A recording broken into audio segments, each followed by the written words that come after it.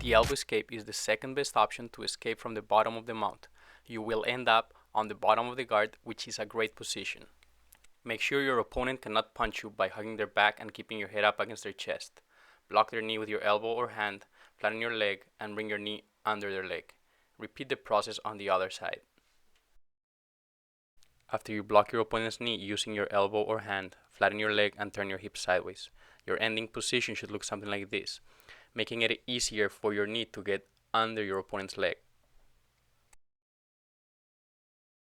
From this angle, you have a different view on how to free your first leg. Once your leg is free, step over your opponent's leg, trapping it so they cannot get back to the mount. To free your second leg, turn your body to the other side, block your opponent's knee, do a small hip out so you can free your knee through the space you just created.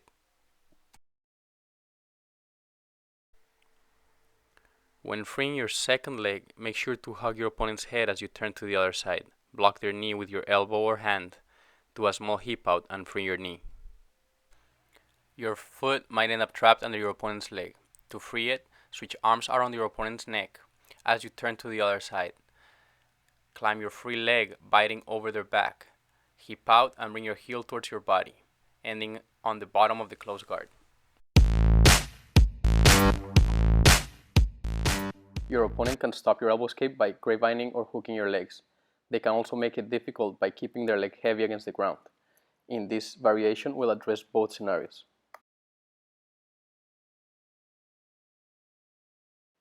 If your opponent is using grapevines or hooks to stop your elbow escape, block one of their knees and free your opposite leg by kicking it in a 45-degree angle. Bring your foot over their heel and flatten it to the ground. Now that you have removed this hook, bring your straight leg over your own foot. Flatten your leg to the ground and continue the elbow escape as in previous variations.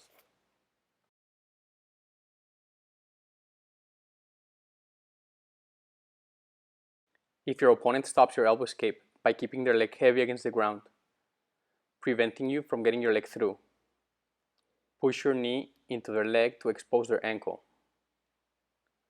Hook their ankle by using your opposite leg.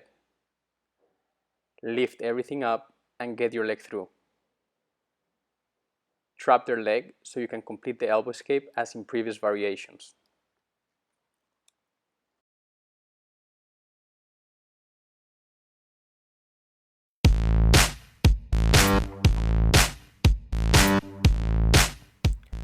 While doing the elbow escape, you might find that your opponent's knee is heavy on the ground, preventing you from escaping your leg. In this case, the elbow escape heavy knee variation is the best option. If your opponent has their hooks or grapevines in, remove them. If you try to elbow escape and find that their leg is heavy, do the heavy leg variation. However, if only their foot comes up but their knee remains on the ground, do the heavy knee variation. Lift their foot up and trap their shin with your hand. Loop your leg around their foot, securing it with your thigh. Square your hips so you can push their knee through. Complete the elbow escape, finishing in the bottom of the close guard.